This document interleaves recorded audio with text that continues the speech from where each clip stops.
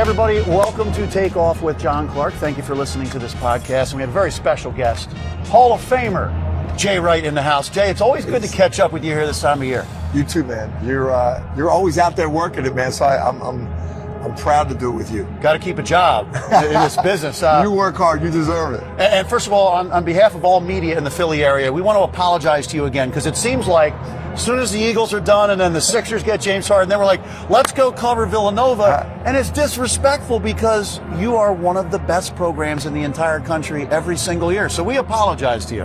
I feel like we get a good balance, and we love the Eagles too, and we love the Sixers. And I still feel like we get enough, so we're good. And we get treated with great respect in Philly. And sometimes if we're not playing well, it's not a bad thing. Yeah.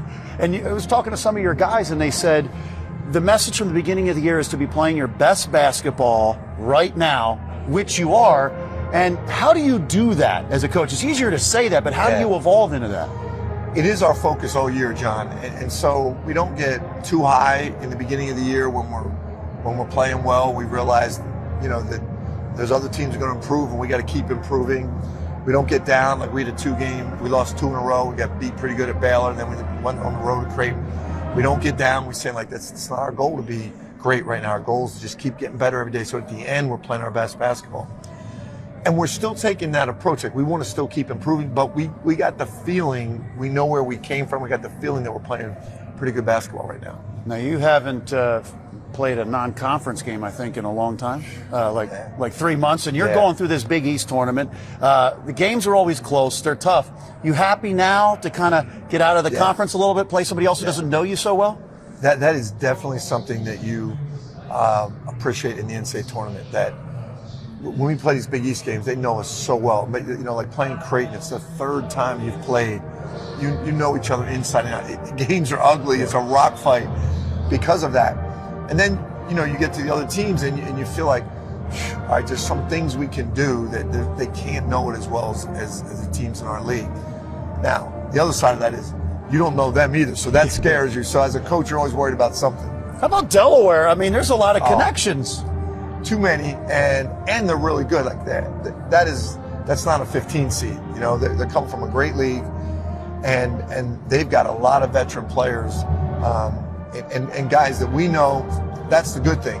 Obviously we know Jameer and Dylan Painter. Allen played on the same high school team as Justin Moore. Anderson's a great player we know. So Carr, at least we know those guys. And for me, I usually watch teams in our league, but I watch them because if they're on, I know Martin. I want Martin to be successful. He's the son of a Villanova legend, Tom Inglesby, and Dylan Painter's playing for him. So I have seen them a lot, and that's helpful. How about Colin Gillespie? I was talking to his mom about having this opportunity after an injury like that and the disappointment of the Big East being canceled, the tournament being canceled a couple of years ago, to be able to have this opportunity that with all that stuff happening, it wouldn't have happened. He wouldn't have this opportunity. Yeah. I think when the season's over, we're going to look back on this past Big East tournament, and it was so electric in there because I think everybody in New York missed being there. Every session was sold out. The afternoon sessions were sold out. It was crazy in there. And I think it was everybody just really appreciating it. We're back at it again. I think our players are doing the same thing. I think the NCAA tournament's going to be the same way. Everybody just feeling the crowd again and the big time games. We missed it. We really missed it. I think when Colin Gillespie had the big second half last night, did you say up there on the podium, did you say something like he is the greatest or one of the greatest? I mean, you've had a lot of great players, but is he now in that category? I think I said, I know right now I'm not of sound mind because I was so elated, and you're in the Garden and Billy Joel's playing and there's confetti coming down. You're not in a good state of mind there. No, you are in a good state of mind. You're not thinking clear. I think I said he's the best ever. I should have said he's one of the best, which he is. You're a prisoner of the moment, too. I definitely was. But his play and his leadership and his experience, has he vaulted himself amongst that special group with what he's done here? He really has. And Ryan Archidiakono was there at the game, and I saw Jalen texted him right after the game. Jalen Brunson kind of looks at Colin like as his younger brother, and that he groomed him, which he did. And part of his grooming was just kicking his butt every day when he was a freshman, but always keeping an eye on him every year after he left. I know he takes great pride in him. But what he's done to lead this program this year, even last year leading us to a Big East championship, and who knows what we would have done if we had him, at the end of the year. But he's gone down as one of the greats. And I have to talk about it now because we're talking about it, but I want to let him finish and we'll talk about that after. How about health? Because last year, with Colin's situation, Justin going into the tournament with an injury, relatively healthy this year, right? How special is that to be able to have this opportunity? And for this season for us, it's really special because we've just been one of those years. Every team is dealing with it, but we just had nagging injuries all the year. We had the ankles with Justin and Colin. We had the adductor with Jermaine Samuels. Then we get Jermaine Samuels back. We had foot and mouth disease. I never even heard of it. We had that on our team this year. We missed games. I'm like, I had COVID, but foot and mouth disease. I thought we were done with that. I might not even say it correctly, but I was like, whoa. It was just one of those years. Yeah. But right now, everybody's good. Going to the tournament, we're psyched about that. How about your experienced teams that you've had in the past? This is a really experienced team. Where does this rank as far as experience and having gone through it? Yeah, having guys like Justin, Jermaine and Colin, who have played in an NCAA championship game, you don't have guys like that around, because if they played in an NCAA championship game, they're usually gone. That's valuable. And then Justin Moore, Eric Dixon, Brian Antoine, Caleb Daniels last year got to play in the tournament, go to a Sweet 16. And I think for our freshmen like Jordan Longino, Chris Arch got to play last year, but going through a Big East tournament, the way that Big East tournament is, that atmosphere in the Garden, that helps you for the NCAA tournament. I worry about guys in the Big East tournament getting in the Garden in that atmosphere if they haven't been there. Once you get through that, you're good for the NCAA tournament. So when you see Pittsburgh pop up there again, they like Villanova, they like Jay Wright, special members. Yeah, you like Pittsburgh. What is it with Pittsburgh, though? It's a good starting point, man. We got a lot of Villanova alums in Pennsylvania, obviously out in Western Pennsylvania. That's good. We would have liked to come back to Philly. Obviously, we love Philly. It's home, and Wells Fargo Center is awesome. But we have learned through our experiences, don't get caught up in that, because in 16, it was in Philly, and they sent us to Louisville, and we were upset, and we wound up winning the whole thing. So I've learned over the years, just take what they give you, be grateful for being in the tournament, and concentrate on your opponent. How special is this really, Jay? Because, it's 20 plus years now, and you've had opportunities to go other places. You're a Hall of Famer now. You have built this program into one of the very best in the country. Kids stay here. How special is it? This is a family here to you in this entire area. Yeah, I love it. I pinch myself. I appreciate it. I'm grateful. I know how many people it takes to make this program the way it is. All the former players, all the former assistants, the administration. It takes a community to build a great program, and we've had that. And we were at the Garden for the semifinal game. They had a famous trumpet player playing the national anthem, and I'm just looking up, and you look in the rafters, and it's packed to the rafters, and you just say to yourself, how lucky am I to be here? It was so cool. And I think COVID made us stop again and appreciate, don't take this for granted, man. This is, you're able to coach college basketball in one of the best programs in the country. You appreciate it every day. I think we do. And when I was joking, kind of apologizing for the media coverage, because we have one of the very best college basketball programs with you in our area. And I feel you don't get enough coverage. Now, I see Duke, North Carolina, Kentucky, all these blue bloods down there. Do you like it in a way that it's not leading the news every night? It's not the front page of the paper every day when you go on a 2-game losing streak? I do. And actually, Bill Self, Tom Izzo, and I have talked about this, what a great job this is, because we do get treated really well by the media.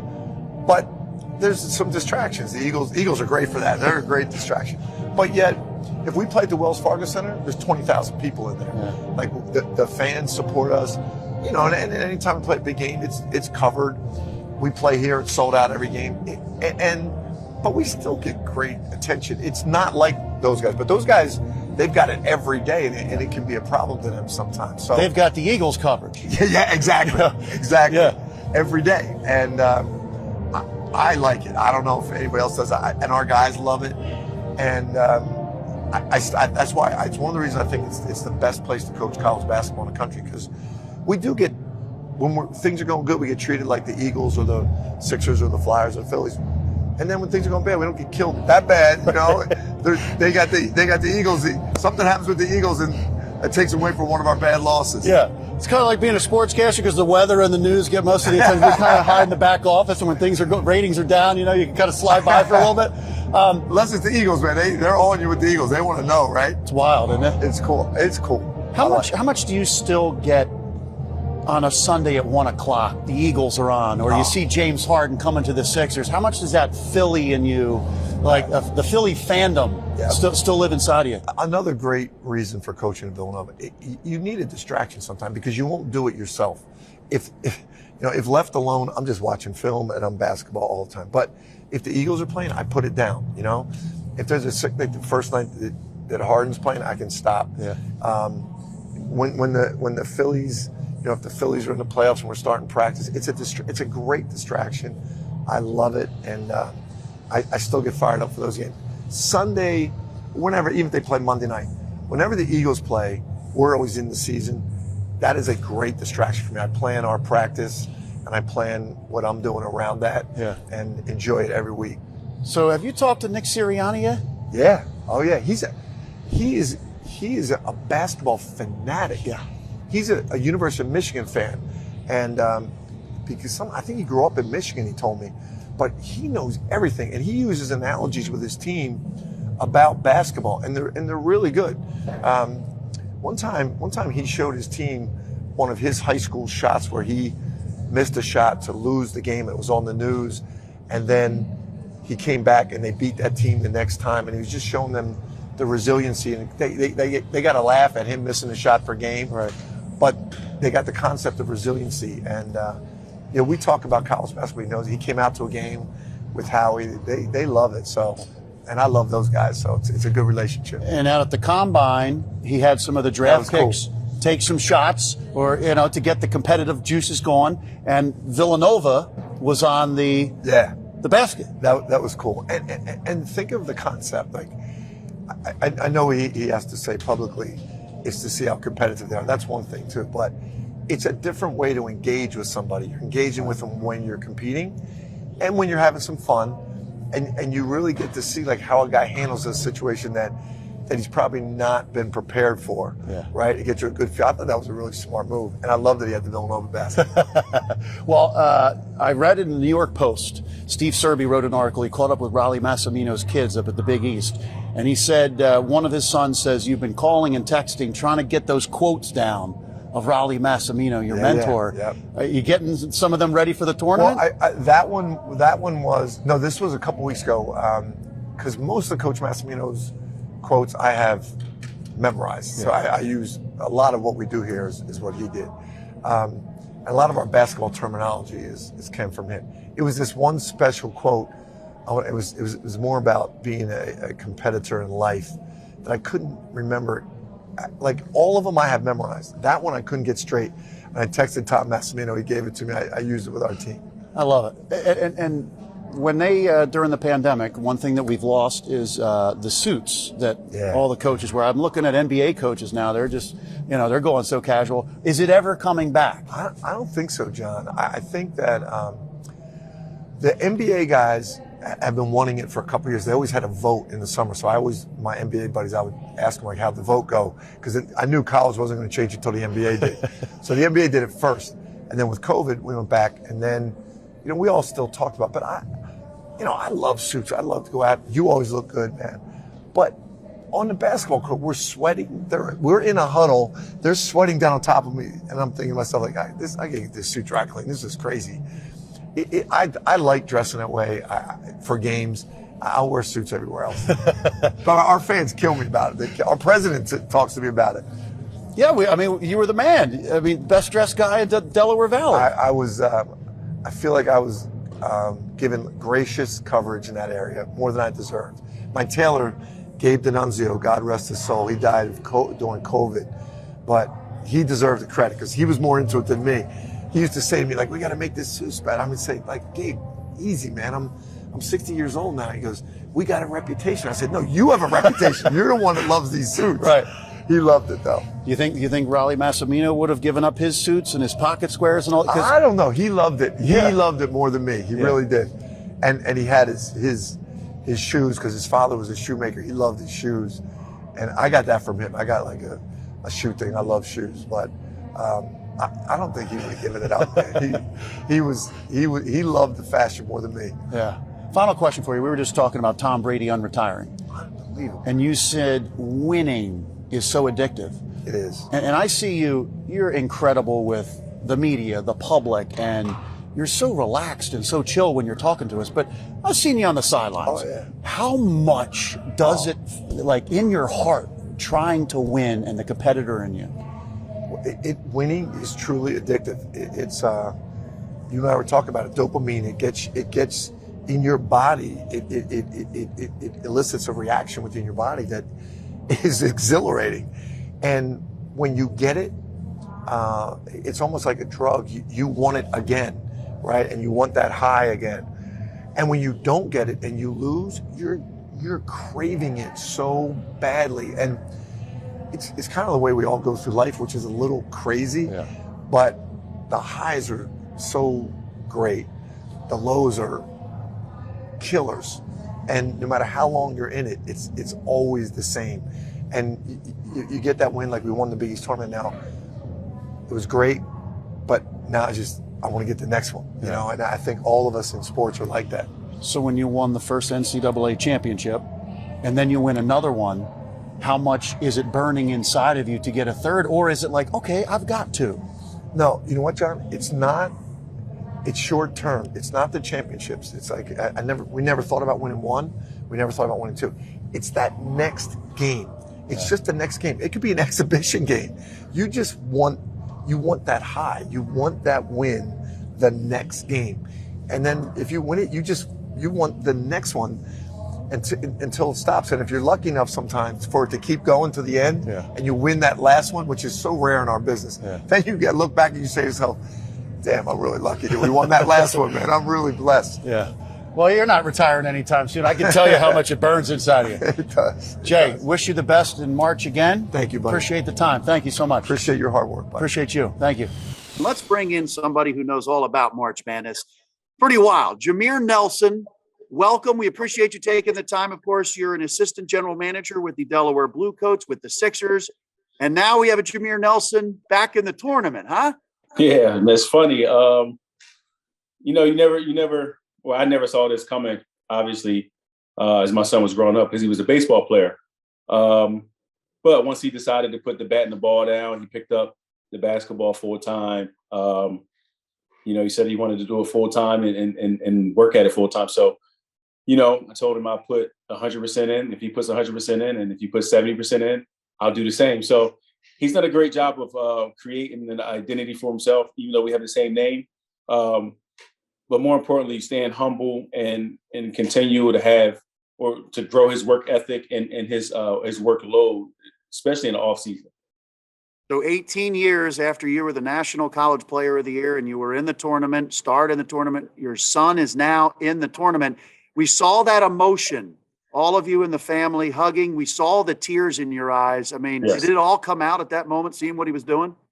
Yeah, and it mean, he said something to me that got to me, and for me to be alongside him, along with my wife and the rest of my family, it hit me hard because he has been through a lot. Transferring from a school that recruited over him for whatever reason after having a good freshman year. Dealt with some injuries that probably not too many people know about.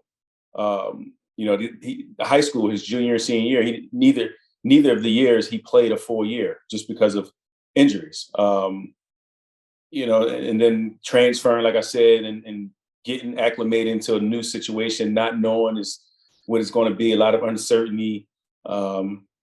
He's making not even the best out of it. Like he's doing his thing. Yeah, he is. Can you tell us what he told you? Yeah. He just was like, this is taking a long time. And the way I interpreted it was not to get to the tournament, but to accomplish things that he has wanted to accomplish. And one is playing a full season and playing it effective and efficiently. And he did that this year. I was more than happy with his regular season. And just the other day, he was talking to me. We were talking about, how he wanted to step up and play a bigger role. And, my advice to him was just, no, like, don't play a bigger role. Just do what you got to do within who you are as a player and a person. And he did that. Like, the team didn't need him to go get 30 points. He didn't have to get a bunch of rebounds and assists. He just had to play his part. And I think he did a great job of that, along with the rest of the guys on the team. That was such a special moment for you to be there and see that with your son. Now, apparently, you didn't tell him you were coming to the game. When did he had no idea, John. Like, and it's funny. My wife and I, we have, Jameer has 3 sisters. So my wife, we have 4 kids total, and we have a puppy. So it's been a little tough getting to all the games, as many games as we would like to get to. And the one thing that I've been thinking about is, like, it's actually better this way, allowing him to grow without us there at times, because he creates his own identity. When I'm in the stands, people look at me as, who I am. When I'm not there, he's who he is. And I want people to know that we're 2 totally different people. He's creating his own path. I'm helping him along the way, along with my wife, as much as we can. But ultimately, he's growing up and maturing into a great kid, or great adult, actually. And when did he realize or spot you at the game? It was like right before the game, tip ball. Like, I was actually in the wrong seat. Yeah, and he looked around, and I just clapped to him, and he just nodded his head. And then I went to my regular seat, and I don't know when he saw me there, but he doesn't look at me during the game, so it doesn't make a difference where I'm sitting. He's never trying to find me, but I think I surprised him. And me, people like, what are you saying to him while you're out? Well, I'm not saying anything. I'm not the coach. I'm not on the coaching staff. I'm not on the court as a player with him. So I just sit there and clap and support him and the rest of the team. How proud are you as a father, and then as a basketball player? Are you seeing parts of yourself in him? Not that the way we play a totally different game. He's so much more athletic than I was. He's faster, he's quicker, and at this age, he's a lot stronger. Like, I mean, the kid is, if I had to guess, he's 205 pounds. You know what I mean? So I didn't get to that size and that strength until I got to the league. And like I said, it's all because of his work ethic that he's having success after having so much adversity at such a young age. You're thinking back 18 years ago. You're that kid going through this experience that he's now going through. Does it kind of bring back some memories of that ride you had? Absolutely. But I'm trying to stay in the moment with him. And I told him that yesterday, I think before the game hours, like maybe like 11 o'clock in the morning. I said, listen, stay in the moment, be yourself, go have fun. And just said, thank you, I love you. And that was it. Like, we don't talk much on game days, for sure. We barely talk about things after games unless he has questions. I'm not the one that's going to harp on things other than turnovers. Like, other than turnovers and stupid fouls, they're my 2 like pet peeves that for all young kids, or young players, I should say. But like, overall, man, I couldn't be more excited for the kid. I'm happy, like I said, because the things that he's dealt with. And we kind of keep things close to our chest as a family, but we just grind, and that's what he's done. I mean, my wife has done a great job of raising him, especially while I was out playing and doing my thing, sacrificing her time for the family. And I couldn't ask for a better son, especially in March. Like, come on, like who wouldn't want to have a son playing in the NCAA tournament? It's wild. It's March Madness, and it's a special time for you. It's also a special time for Philly. I mean, the city's on fire about the Sixers. When you see James Harden and Joel Embiid and everybody else out there, I mean, are you thinking that this team has what it takes to go all the way here? Absolutely. When you trade for a guy who's top 75 all time, you're trying to win a championship. Obviously, you have potentially the MVP on your team as well, and a bunch of really good pieces. I think the future is bright for the Sixers. It's going to take a little time to gel and get things right to where we want to go. But overall, I think the buzz inside, around Philly is similar to when AI and those guys were going on their run. Guys and, people in general in the crowd high-fiving, hugging each other after wins, after, big plays. And, to me, I hadn't felt that as a fan, again, since AI and, those guys went to the finals. When you see Joel Embiid, a big man like that, out there with a scorer, but also a facilitator like James Harden, is this kind of the perfect combination? Are they kind of built to play together and fit together like they are?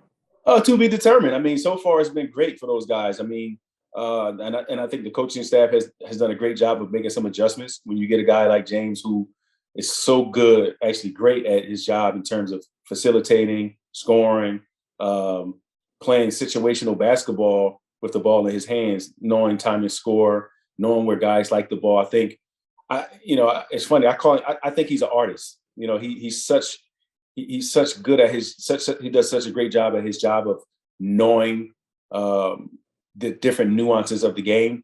I don't think he gets credit for that. I think people look at him like this ISO player or, ball dominant player. That's not him. Like he's to me, he's one of the best facilitators that the game has seen as well as scoring as well. Like it's both. It's just not one or the other. And in your NBA career, you've guarded him a bunch of times. I tried to guard him. There's no way, John, I can guard that dude. Where would you rank him amongst players that you had to guard? Oh man, he's definitely top 5. I mean, I've played against AI and Kobe and all. He's top 5 just because, like I said, how creative he is and how he changed the game. Like we talk about people changing the game. He changed it. He changed how people get fouled. He changed how to draw fouls, and he changed how to create step back opportunities for himself. So you look at kids all around the country. Everybody talks about how Steph Curry has done things and people follow him, and it's true. But again, James doesn't get enough credit for people follow him as well. And when you look at Tyrese Maxey and the improvement he has made from his first year to now, I mean, he's shooting over 40% from 3. How much has he worked on his shot and just overall improved his game? Well, it doesn't happen overnight. I mean, Tyrese is a kid that works. He works his tail off. He loves being in the gym. He's a kid that enjoys playing the game. Whether we win, lose, draw, he's going to have a smile on his face. And I think that's infectious throughout the locker room. First and foremost, he's just a special kid and a hell of a talent. All right. And final question for you. I know you're a big Eagles fan, big Sixers fan growing up here. What do you think of the things that are going on in the NFL with the quarterbacks? Carson Wentz is back in the division. You got Jalen Hurts as the quarterback. It's pretty wild, isn't it? It is wild. It's professional sports, man. Me being on this side of it, I mean, I always knew how things work for the most part, but being on the side of it, it's professional sports. I mean, even look at the Phillies, how everything's going on with baseball right now. Everybody has to look out for themselves and do the best thing. So Carson is a great player. He proved it. But I'm rooting for Jalen Hurts. I mean, he obviously has a tough task ahead of him, following Carson and Nick Foles. And right now, I mean, everything is about the Sixers. So, we're definitely, as an organization, we're excited about that to bring the buzz back to Philly. Yeah, well, it's great to have you back in Philly, working with the Blue Coats and the Sixers, assistant general manager. So who knows what the future could hold for you. And I could see you're beaming when you talk about your son. It's really great to see. Absolutely. Appreciate it, John. Great. Jameer, thanks so much for catching up with us. Yep, definitely.